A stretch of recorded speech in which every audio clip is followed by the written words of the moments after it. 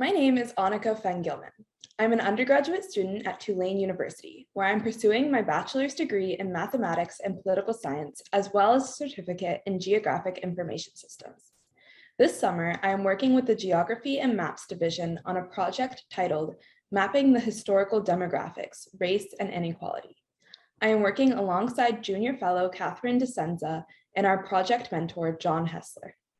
In this project, we are examining a variety of collections, attempting to chronicle the history of geographical depictions of race in the United States.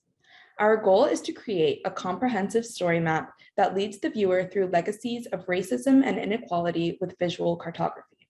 In the late 19th and early 20th centuries, the United States Census illustrated the country's supposed progress through a series of statistical atlases. The atlases contained maps and charts such as these that demonstrated a variety of demographics, including racial population density. Here, darker red shows a higher proportion of African Americans to the aggregate population. In the 1890s and early 1900s, influential Black intellectuals began developing maps and other data publications to depict racial inequalities in the United States. Ida B. Wells released A Red Record, which used statistical data to describe lynching incidents across the country.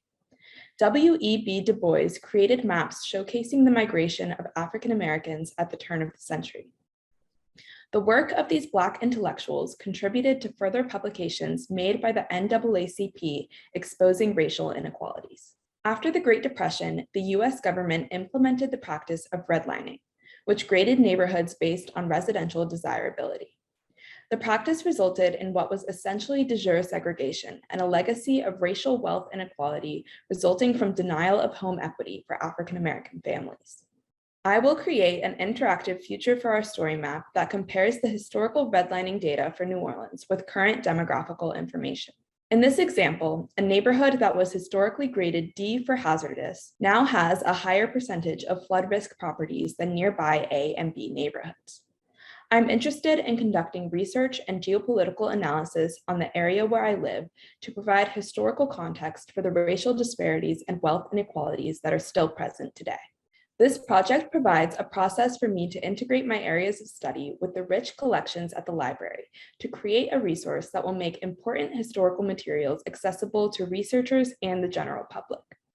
Additionally, the project was inspired by research being done by the House Select Committee on Economic Disparity and Fairness and Growth, showing how the work we do through mapping is effectively applied to make an impact on policy and legislation.